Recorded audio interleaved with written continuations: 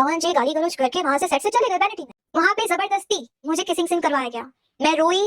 आज जब इनका इंटरव्यू आया, कल इनके इंटरव्यू का टीजर आया था, तो बहुत लोग बिना देखे हुए ही बोल रहे थे कि अरे खेसारी लाल को गलत हो सकता है, चाहे खेसारी फैंस बोल रहे थे कि पवन सिंह के ये वो क्या क्या अपने अपने स्टार को सपोर्ट करके गालियाँ देने का काम कर रहे थे कि ये सही बोली होगी सही बोली। लेकिन आज का इंटरव्यू देखने के बाद जो पता चला बातें, पवन सिंह के बारे में भी इन्होंने गंद बक दिया है काजल राघवानी ने।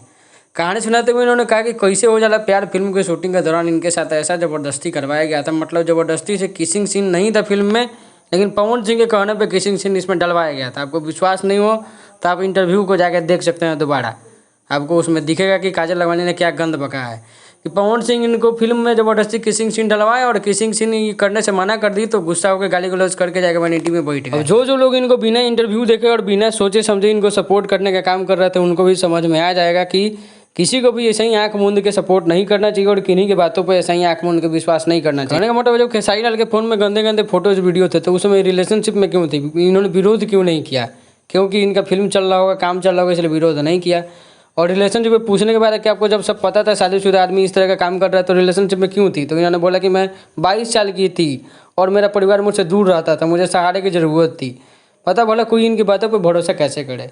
और पवन सिंह के बारे में इस तरह का इल्ज़ाम, सोच लो आप ही लोग कि आप किसके फैंस हो और किसको सपोर्ट कर रहे हो और कौन किसके विरोध में है। आप लोग थोड़ा दिमाग लगाओ, देखो कि कौन किसका क्या है, किसकी बातें कितनी सच है। ऐसे ही किसी की बात पर भरोसा नहीं करनी चाहिए। दोस्तों, इनकी वीडियो देख के मुझे ऐसा लगा कि ये साड़ी नौटंकी जो है फिल्मों में और काम पाने के लिए और लोगों को अपना व्यूज़ बटोरने के लिए, पॉपुलर होने के लिए ऐसा कर रही हैं, जैसा इनका काम तो भी चल नहीं रहा है।